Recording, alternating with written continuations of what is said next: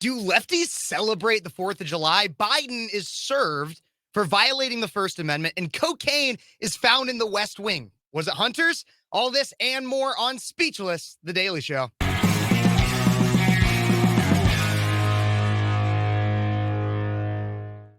Hey, everybody, and welcome back to Speechless, The Daily Show. Thank you so much for tuning in. I'm your host, Phares. Before we get to all the fun stuff we're going to cover here on July 5th, I want to remind everybody, please like, subscribe, and share this video, and then leave me a comment. What do you think about what I'm talking about here today when it comes to the cocaine story, lefties, and the 4th of July, being proud to be an American? All this, please leave a comment and like, subscribe, and share. Thank you so much for tuning in. But let's get right onto it. So yesterday was the 4th of July. And I was scrolling through Twitter. I was seeing what kind of news headlines. I always try to make sure I bring you guys good content, interesting content. And I found this TikTok on Libs of TikTok on their Twitter. And I saw this and it got me to asking some questions. So why don't let's just take a look here. Here is this TikTok.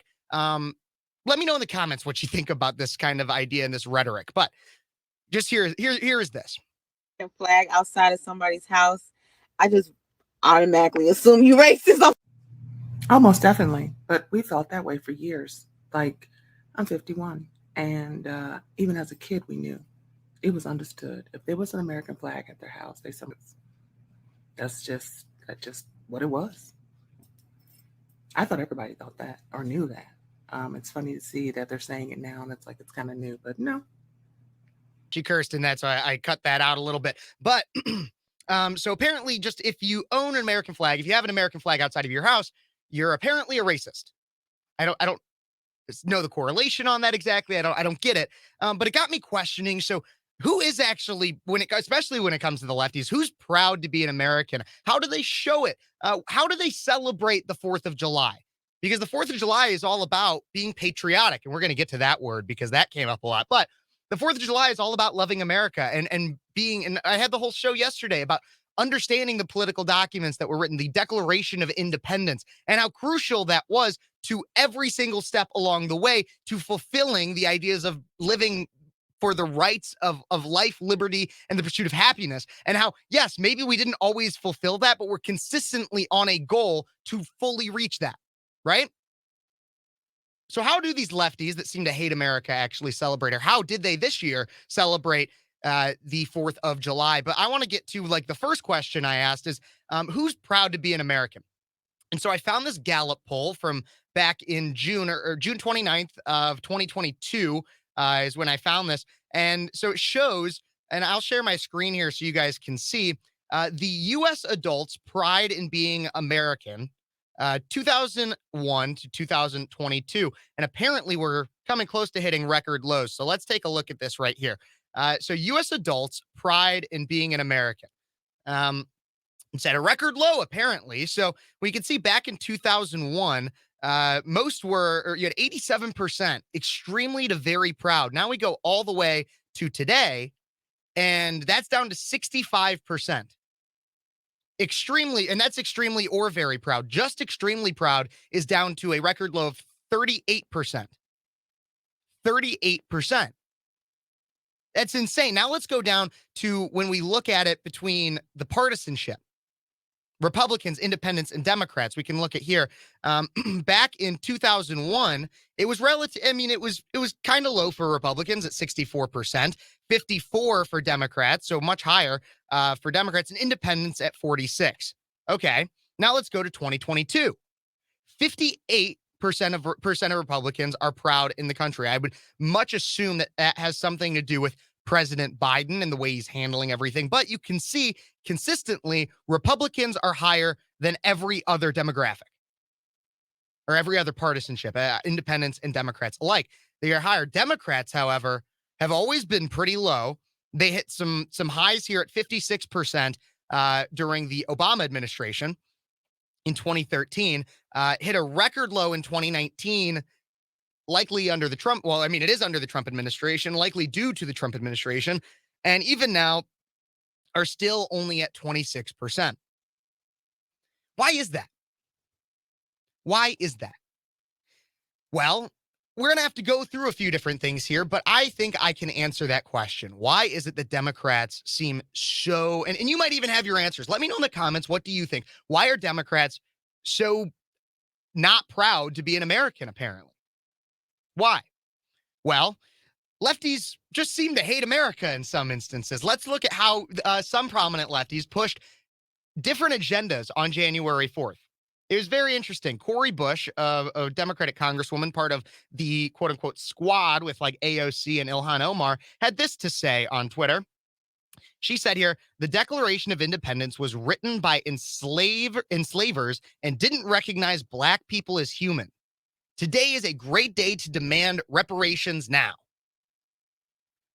That's July 4th is the best day to demand reparations. I've had a lot of discussion on here about reparations, and Ty Smith does a lot of that too on his channel, Modern Renaissance Man, and talks about it great. That's not the conversation I really want to have today, is about reparations. But why was July 4th the most important day to push that narrative? And also to just disparage the Declaration of Independence when for saying that it was written by enslavers. You know, a lot of the people that wrote and signed on to the Declaration of Independence had foresight and wanted slavery to end. They did, period. Now, some didn't. But in the context of the time period, obviously it was a controversial issue. But why is that what needs to be focused on? Ben and Jerry's, another the ice cream company, actually, which has been consistently liberal. A lot of people are acting like this is the first time Ben and Jerry's has done anything. We can go through their Twitter. I'll show you. They've been consistently liberal, but this is what they had to say on July 4th of this year. They said, this 4th of July, it's high time we recognize that the U.S. exists on stolen indigenous land and commit to returning it. Learn more and take action now. The United States was founded on stolen indigenous land. This 4th of July, let's commit to returning it. Okay, why don't you start, Ben and Jerry's? Your corporate headquarters, I'm pretty sure it's a nice place over on the East Coast. Why don't you turn that land back over? Why don't you give all your money to Native Americans? Look, here's the thing. When it comes to this whole argument about stolen land and everything, I hear this one all the time. Almost every inch of land on the face of the planet at one time was owned by somebody else, or somebody else had some claim to ownership, and it was stolen by someone else. There were territory disputes among Native American tribes. People act like America is unique in that right. But if you really want to complain about the stolen land narrative, then give your land back. And we can look at Ben and Jerry's. Like I have always called for boycotting Ben and Jerry's, but we can look at their Twitter right here, and you can see they have they were really mad about affirmative action there. They push up about ending gun violence, likely pushing to take away guns. They have reproductive rights. Yeah, they've been consistently liberal and pushing lefty narratives on their platform. So yeah, go and boycott them. But the whole idea of this is it's virtue signaling. That's what Cori Bush was doing. That's what Ben and Jerry's was doing, is they are virtue signaling to an audience because it's a fad right now to simply hate America. And it's a narrative being pushed not only by representatives, not only by corporations, but by our media. It is. There was an article by the Associated Press yesterday that was published, and it was called Patriot is Problematic. It wasn't exactly that. The exact title was In a Polarized United States, How to Define a Patriot Increasingly Depends on Who's Being Asked. So the article talks about millions of Americans who will attend parades, fireworks, and other Independence Day events on Tuesday, celebrating the courage of the nation's 18th century patriots who fought for independence from Great Britain and what they considered an unjust government. Those events will honor the military and those who sacrificed in other conflicts that helped preserve the nation's freedom over its 247-year history. That is only one version of a patriot. Today, the word and its variants have morphed beyond the original meaning. It has become infused in political rhetoric and school curriculums with varying definitions while being appropriated by white nationalist groups trying to define what a patriot is. Depends on who is being asked. Okay, well, the original patriots come from the American Revolution, most often associated with figures such as Sam Adams and Benjamin Franklin, but enslaved people who advocated for abolition and members of Native communities trying to recover or retain their sovereignty also saw themselves as patriots, said Nathaniel Sheedley, president and CEO of Revolutionary Spaces in Boston. The hallmark of patriotism then, he said, was, quote, a sense of self-sacrifice, caring more about one's neighbors and fellow community members than oneself. Awesome.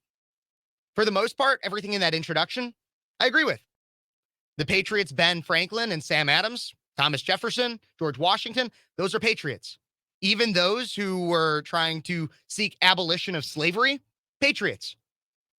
Fighting for an America that lives up to its founding documents, patriotic. But then the Associated Press in this article takes quite an odd turn.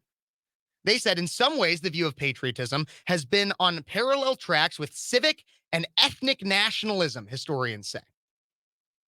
Far-right and extremist groups have branded themselves with American motifs, and the term patriot since at least the early 20th century, when the second Ku Klux Klan became known for its slogan, quote, 100% Americanism, said Mark Pitkovich, senior research fellow at the Anti-Defamation League Center on Extremism. By the 1990s, so many anti-government and militia groups were using the term to describe themselves that watchdog groups referred to it as, quote, the Patriot Movement. That extremist wave, which included Oklahoma City bomber Timothy McVeigh, faded in the late 1990s and early 2000s, but many such groups resurfaced when Barack Obama became president, according to the Southern Poverty Law Center, which closely tracked the movement. Now, here's the part you really got to pay attention to in this article. Since then, many right-wing groups have called themselves patriots as they've fought election processes, LGBTQ rights, vaccines, immigration, diversity programs in schools, and more. Former President Donald Trump frequently refers to his supporters as patriots. So here's what's going on, everybody, in this article so far. So the AP, Associated Press, is attempting to tie a false narrative of Republicans, specifically Trump supporters and conservatives. They're trying to tie them to genuine domestic terrorists and racists such as the Ku Klux Klan and extremists. The article continues to push this tie between white nationalism and the word patriot by saying, quote, an example is the white supremacist militia group Patriot Front, which researchers say uses patriotism as a sort of camouflage to hide racist and bigoted values. Then they talk about how patriotism is linked to conspiracy theorists and how people who want pro-American curriculum in schools, by pro-American, I mean goes against critical race theory that calls you racist for being white. Yet they claim, because that's also called patriotic, that it's problematic. So there's two important parts of this article that I want to hit on. The first is that why is it necessary to have this conversation on the 4th of July, on Independence Day? Why is that what we are focusing on? The one day a year where everyone should be able to come together and be definitively patriotic. And what do I mean when I say definitively patriotic? What's the real definition of being a patriot or being patriotic? Merriam-Webster defines it as, quote, a person who loves his or her country and is ready to boldly support and defend it. That's pretty simple. It's a bit broad, but it's simple. So did we need this full article to tell us something that we already know? What is it that we already know? What we already know is that some people have a view of or a connotation of a word differently based on their worldview. If I meet someone who calls themselves a conservative, I have a much different feeling towards what that descriptor means about the person who describes himself as that than if an ardent liberal or a leftist hears someone call themselves a conservative. Same thing with patriot. A white nationalist in their messed up brain, because I do not agree with white nationalism. It's objectively bad. I'll go for all the lefties out there that would claim I don't condemn it. I condemn white nationalism. White nationalism is bad. But for those that they can see themselves as loving their country as they see it. They want a white ethno-state, and they believe that they are defending their country by pushing that. They're wrong. They're bad people. But they see themselves as patriots. So the Associated Press is just telling us something we already know. people, society, and different groups can have a different social definition of a word than that counters what is actually seen in practice or in the definition of the word. And that brings me kind of to my second important piece about this article, is that the answer to the question that I initially posed. Why is this necessary to talk about on the 4th of July, on the day where people are supposed to be definitively patriotic? And it's because it feeds into the anti-American narrative pushed by a lot of the prominent left. If the true meaning of the word patriot is, quote, a person who loves his or her country and is ready to boldly support it and defend it, and the left's narrative is that you should hate this country because it has a racist history, because of slavery, because of the treatment of Native Americans, that it is racist and inherently full of hateful bigots, then it only makes sense for them to associate loving this country with the supposed bigotry they see in America, to equate patriotism with bigotry. That's what they're trying to do, because that message that they are sending is that you cannot love America, you cannot be a patriotic American or be proud of this nation, because if you are, you're a white nationalist. That's what the Associated Press is doing. But they are not the only news organization that decided to hate on America for Independence Day. MSNBC had an article that says, seeing the erosion of our freedoms makes it hard to celebrate this 4th of July. Out of this article, quote, despite the promises of America's founding documents on Independence Day 2023, justice, the, quote, general welfare, equal protection of the laws, and life, liberty, and the pursuit of happiness are all at risk. The Supreme Court, conservative governors, and gerrymandered legislatures are racing to shrink fundamental rights and freedoms enabled and empowered by structural inequities built into the Constitution. The results is that tens of millions of Americans are being deprived of rights that other Americans have. The scale of the disparity is frightening and growing. Oh my God, the fear-mongering in this is insane, taking us ever further from America's founding ideal that all men are created equal, and its continuing journey toward equal rights for all. Now, the rights they claim in this article that are being deprived and growing inequality at a rapid rate are things like voting rights, by wanting to make sure that only legal citizens vote and that votes are actually being counted. Apparently, that's eroding democracy. Abortion is another one. And finally, get this one, guns. They bring up guns. And no, they aren't claiming that states like Illinois, where I'm from, are trying to take away your right to own a firearm. No. Instead, they claim that guns are too accessible, stating, quote, lives should not be more expendable in one state or region of these United States than in another. MSNBC's solution to all of this obvious abhorrent loss of freedom? It's federal regulation. Yes, because nothing says freedom like an overbearing federal government that gives little power to state and local communities and governments. Seriously, if you want to talk about the erosion of government and the erosion of democracy, giving more power to the federal government erodes democracy. What do I mean by that? Well, Roe v. Wade being overturned actually allows the voter to directly decide and vote for state politicians, and in some cases, actual amendments to state constitutions, deciding on a quote-unquote right to abortion. Isn't it more democratic that you vote on it directly through a state amendment than having federal bureaucrats and politicians or an unelected justice or board of justices deciding on a right to abortion? Once again, I beg the question, why is all of this what needs to be talked about on the 4th of July to the left?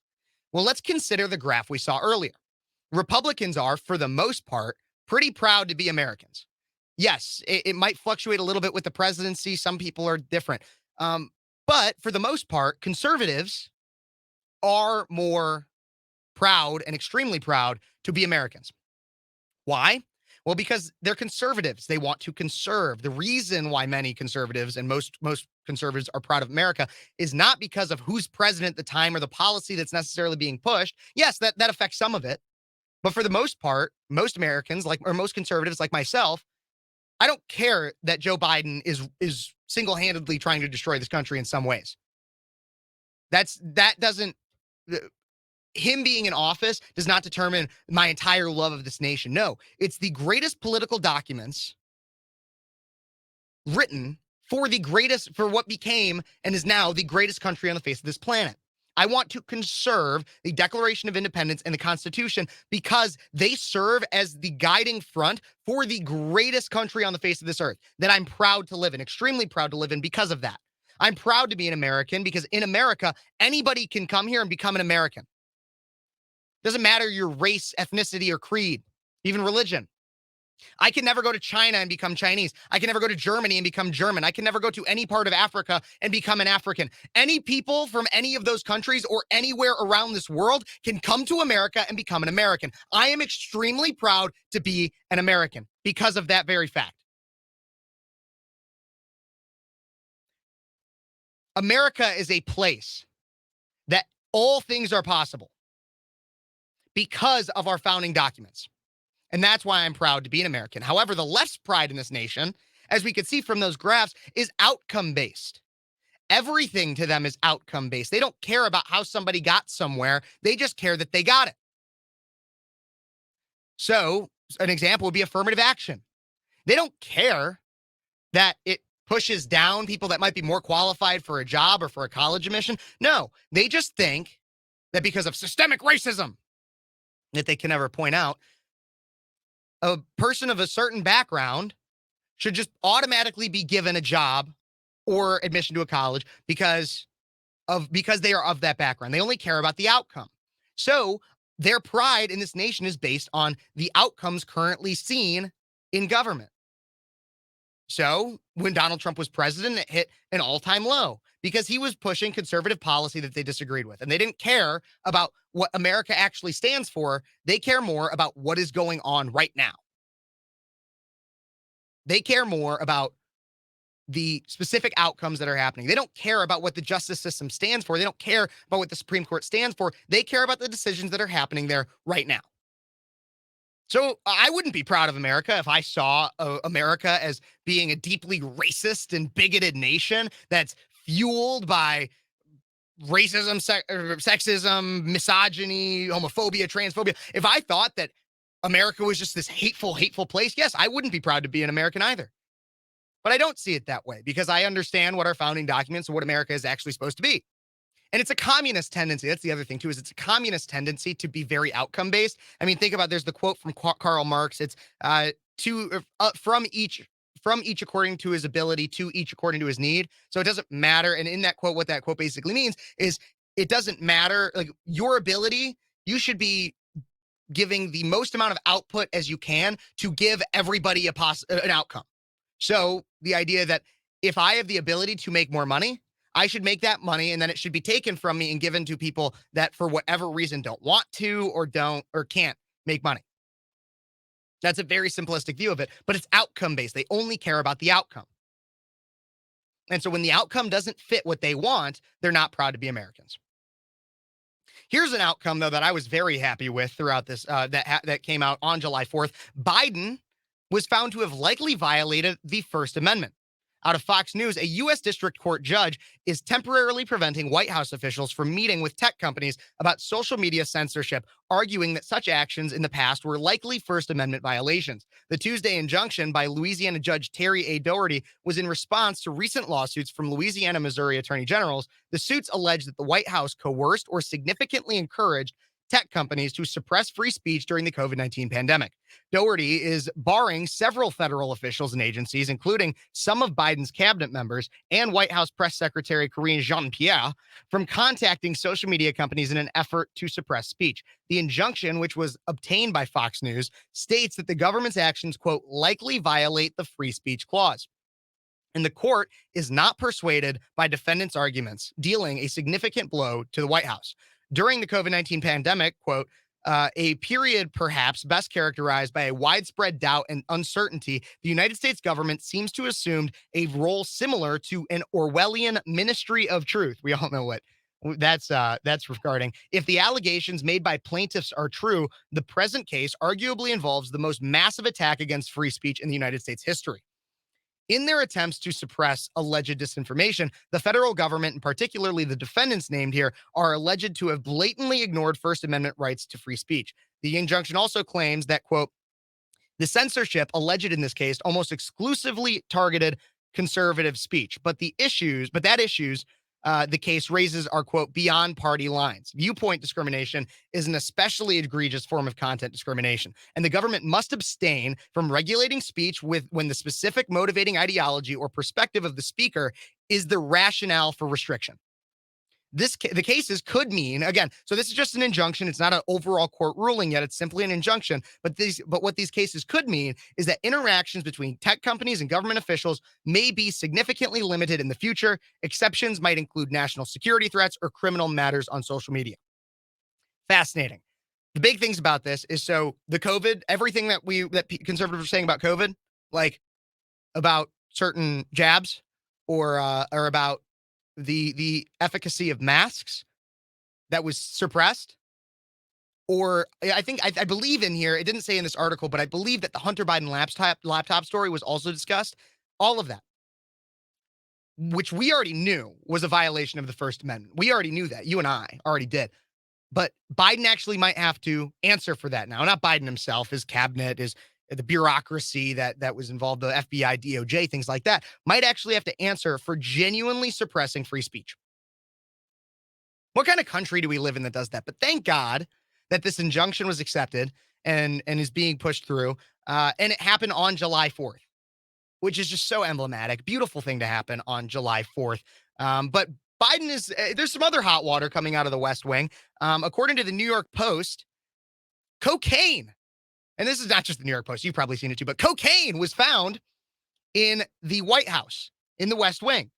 The drug was found Sunday night in a dime-sized bag inside a cubby used by staff and guests, according to the source familiar with the investigation. The discovery forced a brief evacuation of the White House. An initial dispatch call stated that the substance was found in the library on the ground floor of the executive mansion. But officials familiar with the incident later told the Post it was located in the West Wing holding area. See, I thought it was at first. Everybody, a lot of people came out and were like, "Oh my, this must be Hunter Biden." And I think that's real funny. It could be a lot of people, but it must be Hunter Biden. But then I heard at first that it was from the library, and I was like, "Oh no, probably not Hunter Biden," because I don't think he'd be in the library. But the cubby where it was found is used by employees and visitors to store phones and personal items that are not taken into any other parts of the West Wing. An official close to the matter told the Post on Wednesday. So, like I was saying, many are speculating that this could have been Hunter Biden's. I'll show you guys. There's some tweets here I was looking at. And this is one from Miranda Devine. So, as you can see, cocaine found on the White House premises. Dispatch call shows first son, Hunter Biden, 53, who has acknowledged a prior addiction to crack cocaine, was on the White House grounds Friday before heading off to Camp David with his father for the holiday weekend. The cocaine was found in the library. That was originally what was reported in the library of the executive mansion, according to the original dispatch call. Location of the library on the ground floor is of the executive mansion right there. So here is that dispatch audio from when the cocaine was actually found in the White House. Here is that. To repeat, I didn't copy your results on the Gemini. Gemini's results are no match found with a red bar, no match found in the library. We'll go ahead and back and come on up. Correction record has that we have a result on the Gemini. We have a yellow bar stating cocaine hydrochloride. Staff number 53-21-4. So you can hear in there that the original statement was that it was from the library in that dispatch audio, but then that did get changed again to being part of somewhere else in the West Wing, which is very interesting that they would change that. I'm wondering why, but you could hear them say bag it up and take it out. And again, that it was stated that it was in the library. And so, like I said, some are speculating that this could have been Hunter's. Maybe. I think it's funny to think about that it very well could have been, but there's a lot of the thing is there's a lot of people that go through some parts of the White House. So many different staffers, everything really could be anyone's. And I'm very interested to see how exactly we hear about this and how this is reported on. because I think that's what's so crucial. Others say, though, this I thought was very interesting, was that some say that it's rude simply to even insinuate that it could have been hunters. Yes, that's a real thing. Some are insinuating that it's rude. Christy Jackson says, I hope Hunter sues the hell out of everyone suggesting this. A couple points here. Says Hunter has been at Camp David since Friday. This was found Sunday evening. The White House is searched daily and extensively. The White House library is included in the White House tour, so it's reasonable to figure a visitor dropped or planted whatever was left. Okay, so these points are valid. These two are valid. This is kind of dumb, but he does have a point, and that's what I was trying to say, is it really could be anybody's. But it's going to be really interesting to see how the White House reports on this. In fact, actually today, Karine Jean-Pierre, White House press secretary, was getting grilled about this situation. And like I said, we're not going to hear, we're not hearing much about this. So here is Karine Jean-Pierre giving insight, or lack thereof, on this incident. Just clarify for us where exactly inside the West Wing the substance was discovered. I'm not going to get into specifics. All I can say is when people visit the West Wing, there is the area of the West Wing where it is highly traveled, and that is what happens. People come through this particular area. It's highly traveled. I'm just not going to get into specifics. I'm not going to get into, not going to get ahead of the Secret Service, and so I'll let them speak to that. There are a couple of primary entrances into the West Wing. There's the one with which we're all familiar, right outside the driveway where the Marine stands when the president's in the West Wing, and there's another entrance off West Executive Avenue. Can you explain which entrance we're talking about? I'm going to let the Secret Service speak to that. Can you explain why you can't explain it? I mean, you described it as a heavily traveled area. That's what I'm just saying what the Secret Service said. We got this from the Secret Service, so I'm sharing a little bit more with you from here. But again, it's under their purview. It's under investigation. They will have more specifics down the road. As they are looking into this, we are confident that they will get to the bottom of this, and so I'm just going to leave it to them. The substance was discovered late on Sunday.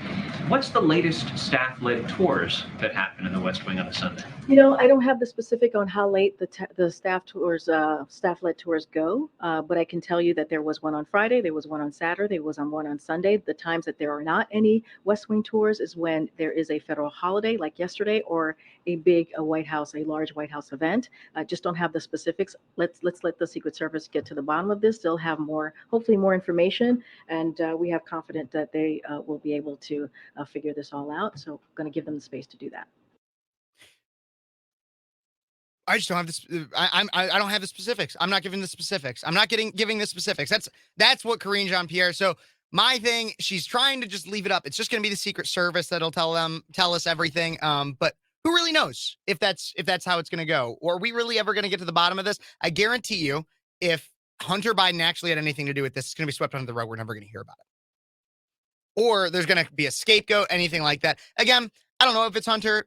I think it's funny to think about, but there's so many people that come through the West Wing to say that would just automatically be him. Likely not true, but maybe. The interesting thing about this story, however, is how the liberal media is actually reacting to it. Andrea Mitchell from MSNBC simply can't believe it. Oh, she really can't. She really can't. Let's watch this video of her on MSNBC saying how she really cannot believe that cocaine was found in the West Wing. Here's that. And turning to some breaking news, we have just learned that a formal lab has confirmed the suspicion that white powdery substance found in the West Wing on Sunday was in fact positive for cocaine. The discovery led to a brief evacuation of the White House Sunday night. Joining us now is NBC White House correspondent Mike Memoli. So Mike, where do things stand now? This is so unusual. You and I have covered the White House for years. I can't even fathom anything like this having been found before in the West Wing, and I go back to the 70s at the White House. So this is pretty wild. It's absolutely extraordinary, Andrea. And this new conclusive test confirms what had been the preliminary field test conducted by DC fire personnel who were called in on Sunday night after the discovery of this suspicious substance by a uniformed officer in the Secret Service that was conducting a routine patrol of the White House. And so to recap on the developments from that we've been reporting on yesterday, this was found, we understand, in a highly trafficked common area of the West Wing. It's an area where individuals, especially visitors, individuals who may be coming for instance, a private tour, might have been asked to leave some of their personal belongings before heading into more sensitive areas of the West Wing, which of course includes the president's, the vice president's office, some of the most senior officials' offices, as well as the press team and a number of deputies. So I think it's interesting to figure out who could really be behind this, because Hunter is not the only suspect. He's just the one that we all know about. But the fact that she says, I can't even fathom that this happened, and she's been reporting since back in the 70s, does she know? Like, you know what else was happening in the West Wing? Bill Clinton. I did not have sexual relations with that woman, Miss Lewinsky. Yeah, no, like Bill Clinton, like that happened in the West Wing. Like, come on. You can't fathom like all the kind of crap that has probably gone on in there. And I guarantee you, drugs have probably ran amok at one point in the West Wing. It does not surprise me in the slightest. What surprises me, though, actually a lot more, is that we know about it. I would totally see something like this just trying to get swept under the rug, to try to hide anything. Maybe it's just because it's been semi of a slow news week recently, but that's what I can't fathom, is the fact that we all know about it.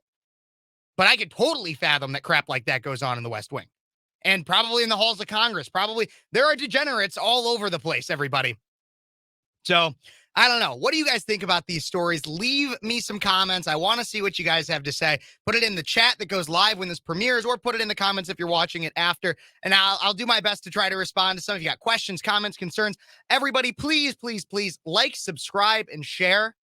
Please, again, subscribe, especially working my way up to get up to that 1,000 point. I really appreciate all the support, though, that I have so far. I'm over 500 now, and you guys are amazing. I only do this because, well, I shouldn't say I only do this. I do this a little bit for me. I mean, like, I have a lot of fun talking and getting a message out there, but I really do this for you, the viewer, the listener, that is so supportive and very interested in the news that and reporting the news that it seems like a lot of people don't report, or at least reporting it in a way other people do not report it. So thank you so much for supporting myself, for supporting Cities 92.9, a great radio station, and for supporting this God-blessed country. Thank you so much. God bless you. God bless the USA. And I will be back tomorrow with more Speechless, The Daily Show.